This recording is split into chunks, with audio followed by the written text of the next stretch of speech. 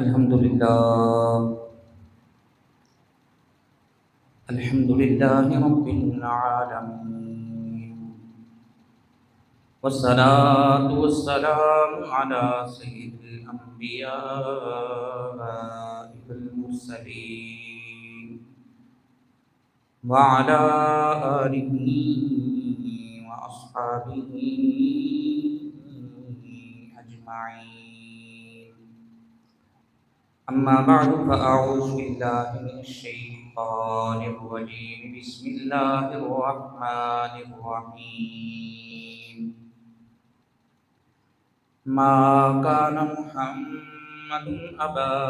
أحد من رجالكم ولكن رسول الله وخاتم النبيين، وكان الله بكل شيء عليما. إن الله وملائكته يصلون على النبي يا أيها الذين آمنوا صلوا عليه وسلموا تسليما. الصلاة والسلام عليك يا سيدي يا رسول الله، وعلى آلك وأصحابك يا سيدي يا حبيب الله. الصلاة والسلام عليك يا سيدي يا خاتم النبيين، وعلى آلك وأصحابك يا رحمة للعالمين. حمد و ثنا کے بعد اللہ رب العزت کا کروڑ ہے احسان و کرم کہ جس مالک نے ہمیں مسلمانوں کے گھر پیدا فرمایا اور نبی آخر الزمان جناب محمد مصطفیٰ صلی اللہ علیہ وسلم کی امت میں پیدا فرمایا. آج 6 ستمبر ہے اور 6 ستمبر یوم دفاع پاکستان ہے، اور کل 7 ستمبر ہے یوم دفاع ختم نبوت. اتفاق سے 6 ستمبر یوم دفاع پاکستان اور 7 ستمبر یوم دفاع ختم نبوت. لہذا ہم اہل سنت الحمدللہ یوم دفاع بھی پیار سے مناتے ہیں، محبت سے مناتے ہیں. یہ ہمارا اپنا پیارا ملک ہے، یہ ملک ہمیں اللہ کے نام کے اوپر ملا، لہذا ہم اس کی قدر کرتے ہیں اور دعا گو ہے اللہ رب العزت پاکستان کو تا صبح قیامت شاد اور آباد رکھے اور حضرت فاروق اعظم کا غلام حکمران ہمیں نصیب فرمائے کہ جو موجودہ حالات جن حالات سے پاکستان اس وقت گزر رہا ہے، اللہ پاک غائب سے مدد فرمائے اور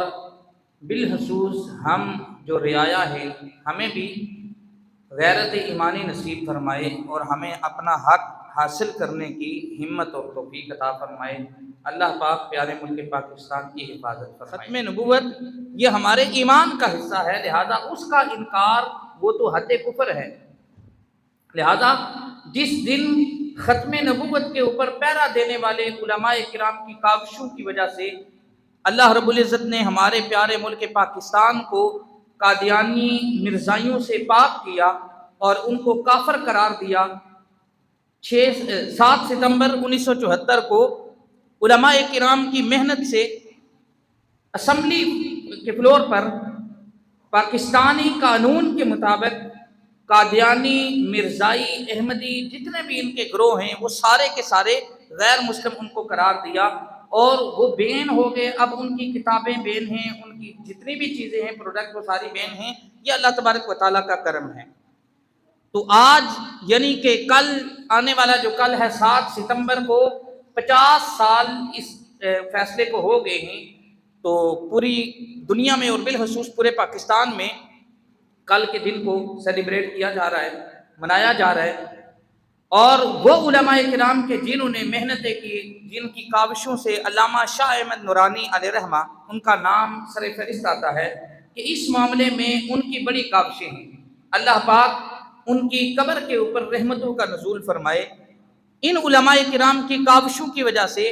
یہ کام ہوا اور بہت اچھے وقت میں یہ کام ہوا، ورنہ آج حالات کچھ اور ہے، آج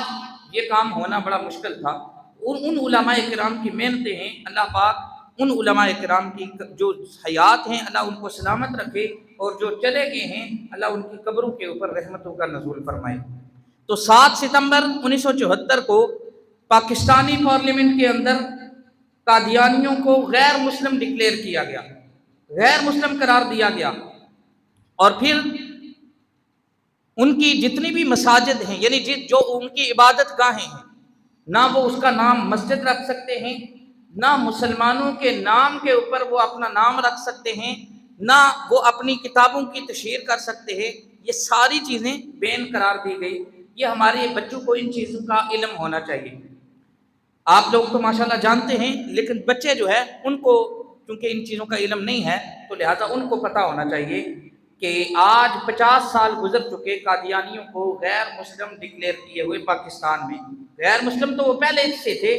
لیکن پاکستان کے اندر قانونی طور پر ان کو غیر مسلم قرار دیا گیا۔ مرزائیوں کے حوالے سے چند ایک، چونکہ ٹائم کم ہے تو میں مختصر وقت میں مرزائیوں کے عقائد آپ حضرات کے سامنے رکھوں گا، اور بالخصوص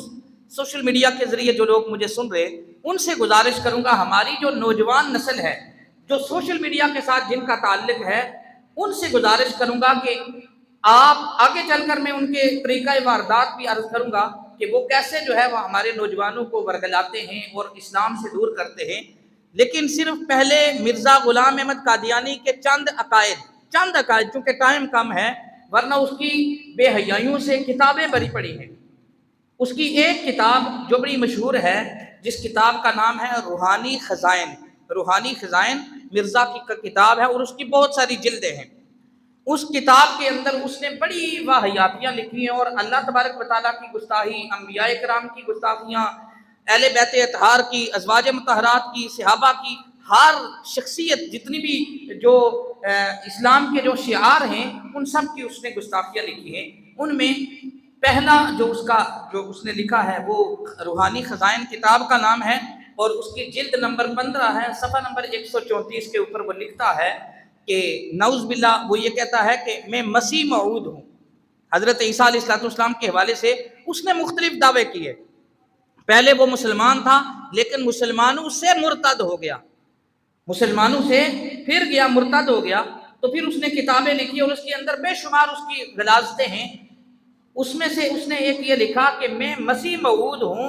اور میں ہی محمد ہوں، نعوذ باللہ، میں ہی عیسیٰ روح اللہ ہوں اور میں ہی محمد ہوں، نعوذ باللہ۔ یہ اس کی روحانی خزائن کتاب کا نام ہے، جلد نمبر 15 ہے، اور صفحہ نمبر 134 کے اوپر وہ یہ بکواس کرتا ہے۔ دوسرا، اس نے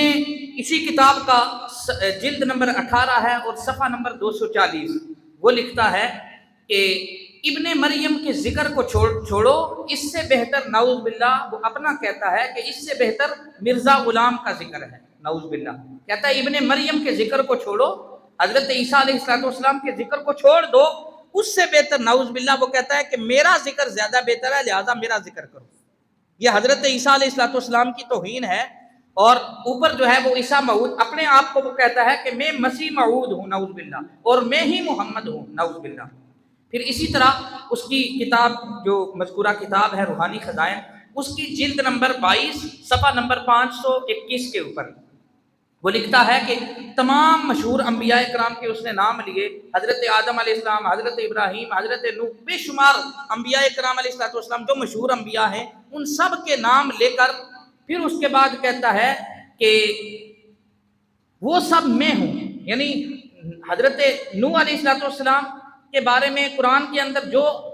باتیں آئی ہیں، جو ان کی شان میں آیات نازل ہوئی ہیں، نعوذ باللہ، وہ کہتا ہے کہ وہ میں ہوں، لہذا میری شان کے اندر وہ آیات نازل ہوئی ہیں۔ اسی طرح حضرت موسیٰ علیہ السلام، عیسیٰ علیہ السلام، جتنے بھی انبیاء کرام علیہ السلام کی جو شان قرآن کے اندر بیان ہوئی ہے، نعوذ باللہ، وہ یہ کہتا ہے کہ ان سب سے مراد میں ہوں، لہذا وہ ساری کی ساری جو تعریفات ہیں، جو آیات نازل ہوئی ہیں، نعوذ باللہ وہ میرے بارے میں نازل ہوئی ہیں۔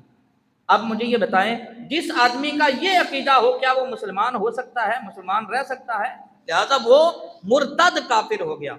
اسی طرح اس کی کتاب، یہی کتاب جلد نمبر 18 اور صفحہ نمبر 227 کے اوپر نعوذ باللہ ایک بہت بڑی فوج غلطی، بہت بڑی گستاخی اس نے اللہ تبارک و تعالیٰ کی بارگاہ میں کی۔ اس نے کہا جی کہ نعوذ باللہ اللہ تبارک و تعالیٰ میرے ہاتھ کے اوپر بیعت کرتا ہے، نعوذ باللہ اللہ تبارک و تعالیٰ نے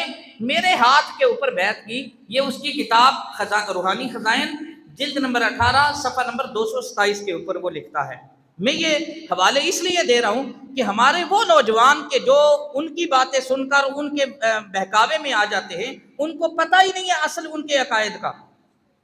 مسئلہ یہ ہے کہ مرزائی جتنے بھی ہیں وہ کلمہ ہمارا پڑھتے ہیں، وہ حضور علیہ الصلوۃ والسلام کو خاتم النبیین کہتے ہیں، وہ قرآن کو مانتے ہیں، نمازوں کو مانتے ہیں، ساری چیزوں کو مانتے ہیں۔ اگر وہ جو جتنے بھی مرزائی ہیں ان کو اصل حقیقت کا پتہ ہی نہیں ہے، ان کو مرزا کی کتابوں کا پتہ ہی نہیں ہے کہ اس نے کیا کیا گستاخیاں کی ہوئی ہیں، وہ کہتے ہیں جناب وہ ہماری طرح کلمہ پڑھتے ہیں، ہماری طرح وہ نمازیں پڑھتے ہیں، قرآن ہماری طرح پڑھتے ہیں، سارا کچھ وہ مانتے ہیں، حتیٰ کہ آقا کریم صلی اللہ علیہ وسلم کو آخری نبی بھی مانتے ہیں۔ لیکن اس کے باوجود اگر مرزا کی کتابیں پڑھیں، اس کی گستاخیاں دیکھیں، تو نعوذ باللہ اس سے بڑا کافر تو ہے ہی کوئی نہیں۔ بڑی مہربانی سولر کے لیے،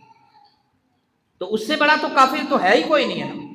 تو اس لیے مرزا کی جو عبارتیں ہیں وہ اس لیے میں دلائل کے ساتھ آپ حضرات کے سامنے رکھ رہا ہوں کہ چونکہ یہ سوشل میڈیا کے ذریعے جو لوگ ان کے بہکاوے میں آ جاتے ہیں نا، ان کی باتیں سن کر، تو وہ ان کو تاکہ علم ہونا چاہیے کہ مرزا نے کیا کیا گستاخیاں کی ہیں۔ اسی طریقے سے اس کی روحانی خزائن کتاب جلد نمبر 22 صفحہ نمبر 92، صفحہ نمبر جلد نمبر 22 صفحہ نمبر 92، نعوذ باللہ وہ یہ کہتا ہے کہ اللہ تبارک و تعالیٰ نے میرے اوپر وحی نازل کی ہے کہ اے مرزا تو میری اولاد کی طرح ہے، نعوذ باللہ نعوذ باللہ، اے مرزا تو میری اولاد کی طرح ہے۔ یہ مرزا کہتا ہے کہ اللہ تبارک و تعالیٰ نے میرے اوپر وحی نازل کی ہے،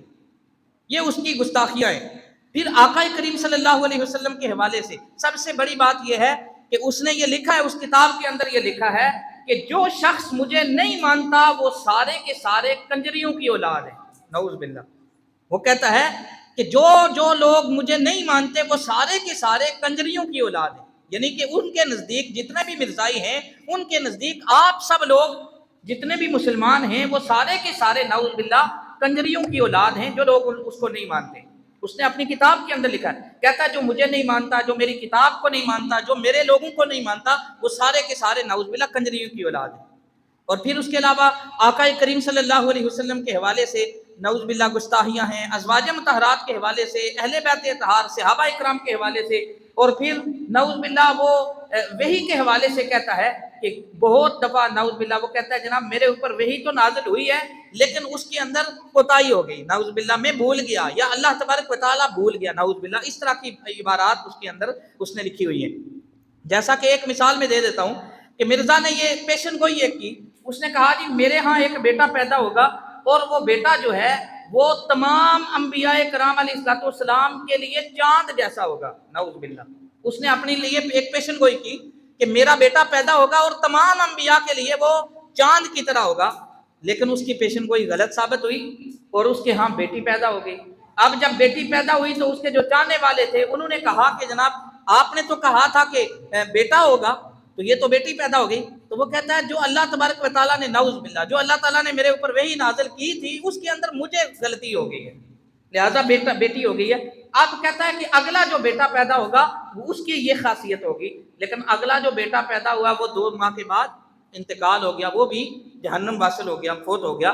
تو اس طرح کی اس کی جو ہے وہ پیشن گوئیاں وہ جھوٹ ثابت ہوئی ہیں۔ تو لہٰذا میں اپنے نوجوانوں کو یہ کہوں گا کہ اکثر ہوتا کیا ہے کہ یہ ان کا جو طریقہ واردات ہوتا ہے وہ بھی میں عرض کرتا ہوں، ان کا طریقہ واردات کیا ہوتا ہے، وہ سب سے زیادہ نوجوانوں کو کور کرتے ہیں، نوجوانوں کے اوپر نظر رکھتے ہیں، اور بالخصوص ہمارے ارد گرد ماحول کے اندر ان لوگوں کے اوپر وہ نظر رکھتے ہیں کہ جو غریب طبقہ ہوتا ہے، جن کے لیے کھانے پینے کے 2 وقت کی روٹی جو ہے ان کے لیے گزر بسر مشکل ہوتی ہے، وہ ان لوگوں کے اوپر نظر رکھتے ہیں، اور سب سے پہلے وہ یہ کرتے ہیں کہ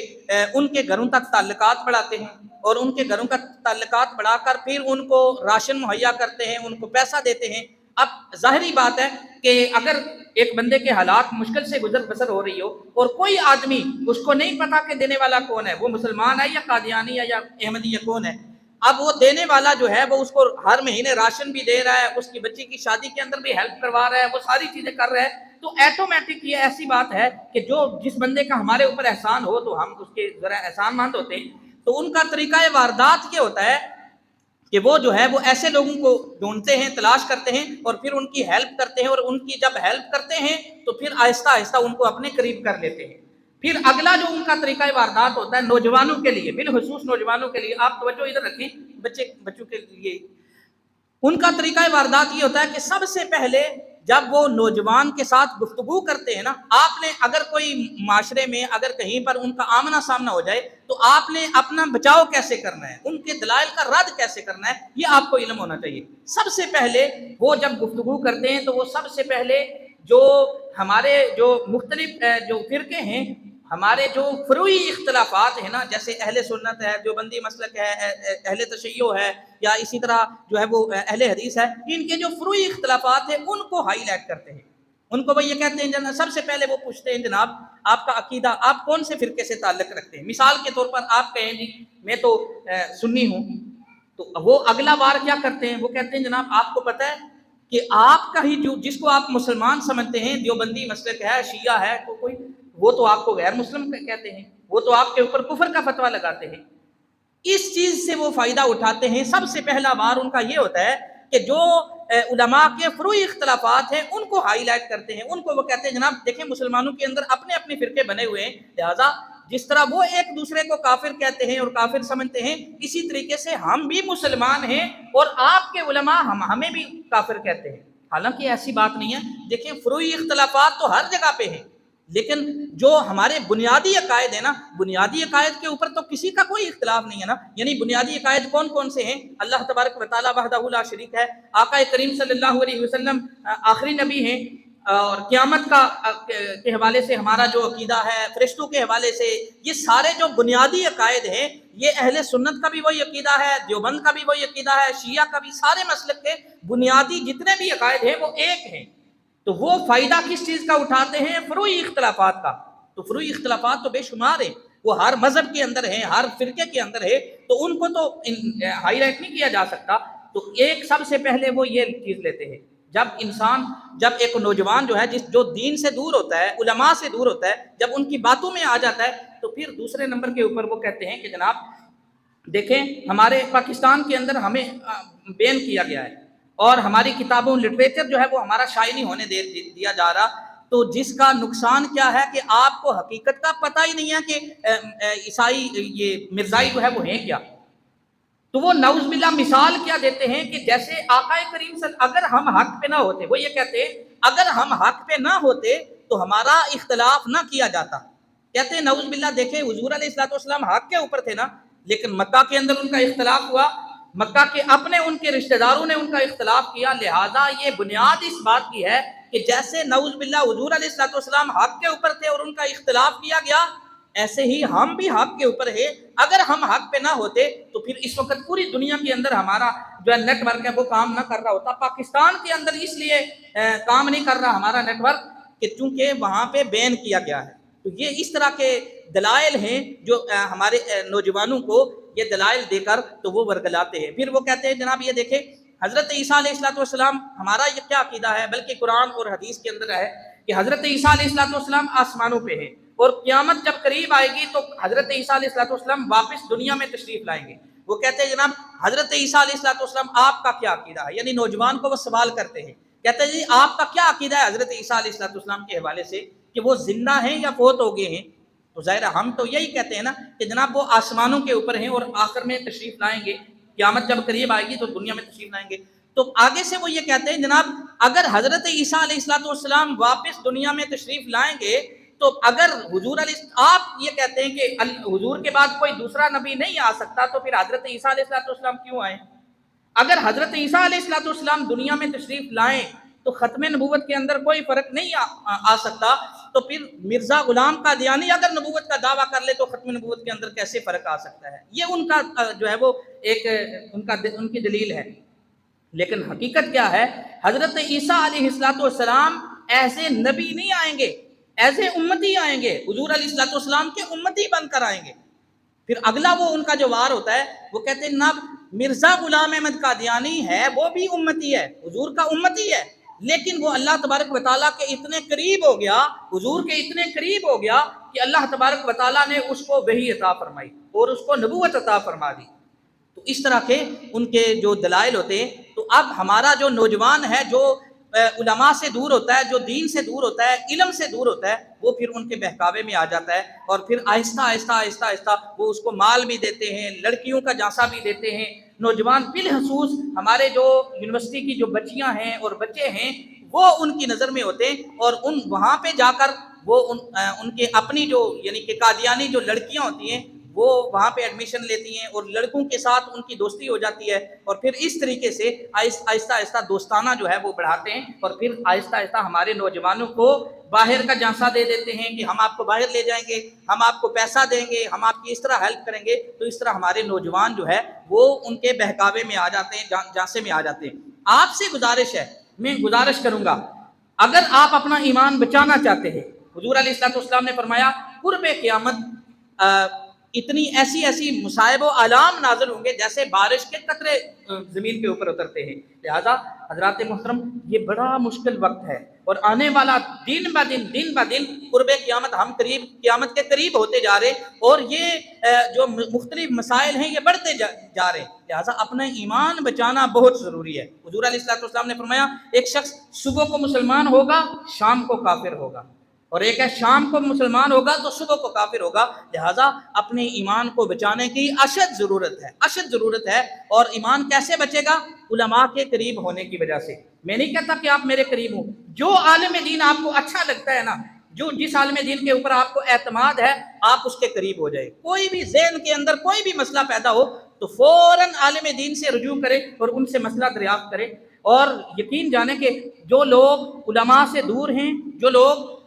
مساجد سے دور ہیں، دین سے دور ہیں، پھر وہ شیطان کے بہکاوے میں آ جاتے ہیں، قادیانیوں کے بہکاوے میں آ جاتے ہیں۔ لہٰذا ایسے لوگوں کے ساتھ اٹھنا بیٹھنا چلنا پھرنا بالکل قطع تعلقی لین دین جائز نہیں ہے۔ یاد رکھیں آخری بات، کافر جو ہے نا وہ 4 قسم کے کافر ہوتے ہیں۔ ایک ہوتا ہے کافر مرتد، ایک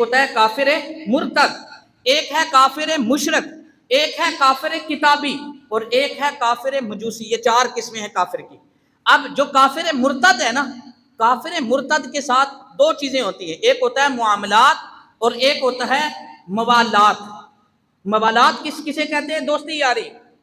کبھی اس کے ساتھ کھانے پہ چلے گئے، کبھی لنچ کر لیا، کبھی چائے پی لی، دوستی راستی، یہ ہوتا ہے موالات۔ اور معاملات کیا ہوتے ہیں؟ لین دین، کاروبار، خرید و فروخت کرنا۔ یاد رکھیں جو کافر مرتد ہے نا، جیسے قادیانی ہیں، احمدی ہیں، لاہوری فرقہ، ان کے ساتھ نہ معاملات جائز ہیں نہ موالات جائز ہیں شرعی طور پر، نہ ان کے ساتھ اٹھنا بیٹھنا جائز ہے، نہ ان کے ساتھ یاری دوستی جائز ہے، نہ لین دین خرید و فروخت کچھ بھی ان کے ساتھ جائز نہیں۔ لیکن جو دوسرے 3 قسمیں ہیں جس میں کافر مشرک ہے، کافر کتابی ہے اور کافر مجوسی ہے، ان تینوں کے ساتھ معاملات جائز ہیں، لین دین خرید و فروخت جائز ہے، لیکن موالات ان کے ساتھ بھی جائز نہیں ہے، یاری دوستی ان کے ساتھ بھی جائز نہیں ہے۔ تو لہٰذا ایسے لوگوں کے ساتھ کچھ نوجوان جو ہے وہ سوال کرتے ہیں کہ اگر ہمیں پتہ چل جائے کسی کا کہ یہ قادیانی ہے تو اس کے ساتھ ہمارا کیسا برتاؤ ہونا چاہیے؟ تو اس کے ساتھ ہمارا وہی برتاؤ ہونا چاہیے جو شریعت نے ہمیں بتایا ہے کہ نہ ان کے ساتھ موالات جائز ہیں نہ معاملات جائز ہیں۔ لہذا اپنے ایمان کو بچائیں، اور بالخصوص میں آپ بڑے جو بزرگ حضرات ہیں آپ سے یہ گزارش کروں گا اپنے بچوں کے اوپر نظر رکھیں، بچے کہاں جاتے ہیں، کس کے ساتھ اٹھنا بیٹھنا ہے، کس کے ساتھ آنا جانا ہے۔ ہم ان چیزوں کی فکر نہیں کرتے، اور پھر جب بچہ حد کراس کر دیتا ہے اس وقت پھر ہمیں فکر ہوتی ہے کہ ہمارا بچہ تو چلا گیا اس طرف۔ لہٰذا یہ لوگ قادیانی جو ہیں وہ ہمارے نوجوانوں کو کور کرتے ہیں، کیپچر کرتے ہیں، اور ان کو ورگلا کر پھر وہ نعوذ باللہ وہ قادیانی اور غیر مسلم بنا دیتے ہیں۔ اس لیے نوجوانوں سے یہ گزارش ہے آپ علماء کے قریب رہیں، آپ دین کے قریب رہیں، قرآن کے قریب رہیں، حدیث کا مطالعہ کریں، اور پھر آپ بڑے جو بزرگ ہیں آپ سے گزارش ہے کہ آپ اپنے بچوں کے اوپر نظر رکھیں، اور بالخصوص ہم اپنے ارد گرد ماحول کے اندر دیکھیں، اگر کوئی نادار ہے، اگر کوئی مشکل حالات میں ہے تو ہم اس کی ہیلپ کریں۔ یہ نہ ہو کہ ہم آنکھیں بند کر کے رکھیں اور ہم نماز بھی پڑھتے ہیں، حج بھی کرتے ہیں، عمرہ بھی کرتے، سارا کچھ کرتے، اور ہمارا پڑوسی وہ کسی مشکل میں ہو، وہ مشکل حالات میں زندگی بسر کر رہا ہو، پھر یہ لوگ جو ہے وہ آ کر اس کو اپنے چنگل میں لے لیتے ہیں اور اس کی ہیلپ کرتے ہیں، پیسے دیتے ہیں، اس کی مدد کرتے ہیں، اور یہ پھر ان لوگوں کو اپنے ساتھ ملا دیتے ہیں۔ کل 7 ستمبر ہے، یوم ختم نبوت، یوم دفاع ختم نبوت ہے، اور 7 ستمبر 1974 کو پارلیمنٹ کے اندر قادیانیوں کو غیر مسلم ڈکلیئر کیا گیا۔ یہ تو پہلے سے ہی مرتد ہیں، پہلے سے ہی کافر ہیں، لیکن 1974 کو پاکستان کے اندر ان کو غیر مسلم قرار دیا گیا۔ اب یہ رفتہ رفتہ بعض اوقات یہ دوبارہ سر اٹھاتے رہتے، جیسے کچھ عرصہ پہلے، 1 مہینہ پہلے جو ہے وہ ایک کافر جو مرتد ہے، قادیانی ہے، اس کو ہماری جو ہے وہ عدالت نے ان کو سرٹیفکیٹ جاری کر دیا، جاؤ جناب گستاخیاں کرو، جو مرضی کرو، قرآن کے ترجمے لکھو، حدیث کے ترجمے غلط لکھو، جو مرضی کرو، آپ کو چھٹی ہے۔ لیکن قربان جائیں علماء کرام کے اوپر، علماء نے پہرا دیا، اور بالخصوص میں یہاں پہ میں ان لوگوں کو داد دینا چاہتا ہوں، تحریک لبیک کے وہ نوجوان کہ جس دن یہ فیصلہ ہونا تھا صبح سے لے کر شام تک وہ عدالت کے باہر پہرا دیا انہوں نے، اور عدالت کے باہر انہوں نے کہا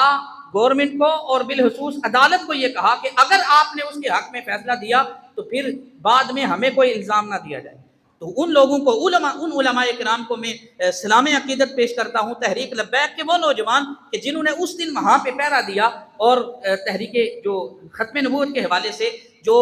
پہلے اس جج نے اختلافی فیصلہ دیا تھا، اب وہ فیصلہ پھر اس نے واپس لے لیا، اور اللہ کا شکر ہے کہ علماء کرام نے پہرا دیا۔ آپ حضرات کو میں اکثر کہتا رہتا ہوں کہ آپ بھی اپنا احتجاج ریکارڈ کروائیں۔ احتجاج کا فائدہ کیا ہوا کہ علماء کرام نے آواز اٹھائی، احتجاج کیا، تو مجبوراً اس جو ہے وہ جج کو وہ فیصلہ واپس لینا پڑا۔ یہ ہوتا ہے آواز اٹھانے کا فائدہ۔ لہٰذا